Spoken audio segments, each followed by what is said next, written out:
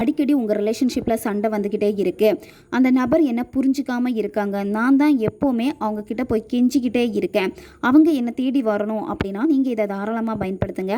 கணவன் மனைவிக்கு இடையில வந்து பிரச்சனை இருக்குது, உங்கள் மூஞ்சிலையும் பார்க்க மாட்டேங்கிறாங்க, ஒரே வீட்டில் தான் இருக்கீங்க, சரியாக பேச மாட்டேங்கிறாங்க, இந்த ஒரு சுச்சுவேஷனில் நீங்கள் ரொம்ப கஷ்டப்பட்டுக்கிட்டே இருக்கீங்க அப்படின்னா இதை நீங்கள் செய்யுங்க.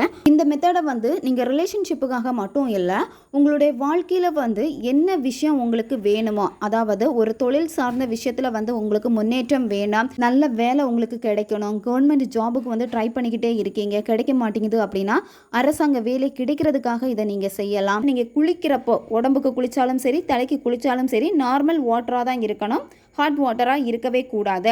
ஒரு பக்கெட்டில் வந்து தண்ணி எடுத்து வச்சுக்கோங்க. அந்த தண்ணியில் நீங்கள் என்ன பண்ணணும் அப்படின்னா கொஞ்சமாக பச்சை கற்பூரம் போட்டுக்கோங்க, வந்து மிக்ஸ் பண்ணணும் தண்ணியை. போசன் உங்களுக்கு கிடைச்சா அந்த சந்தோஷத்துக்கு அளவே கிடையாது. நமக்கு பிடிச்ச போசன் நம்ம கூட இருக்கிறப்ப வந்து அவ்வளோ ஹாப்பியாக இருக்கும். அந்த உணர்வு நிலையை நீங்கள் வெளிப்படுத்தணும். நீங்கள் இப்போ பக்கெட்டில் தண்ணியெல்லாம் எடுத்து வச்சுருக்கீங்கல்ல, அதுக்கு மேலே வந்து யூனிகார்ன் அப்படின்னு நீங்கள் எழுதணும். மனசார பிரபஞ்சத்திற்கு நன்றியை தெரிவிச்சுட்டு அந்த தண்ணியில் நீங்கள் குளிச்சிருங்க. இந்த மாதிரி தான் டெய்லி நீங்கள் கண்டினியூவாக செஞ்சுக்கிட்டே வரணும். 21 நாட்கள் இதை நீங்கள் ஃபாலோ பண்ணணும்.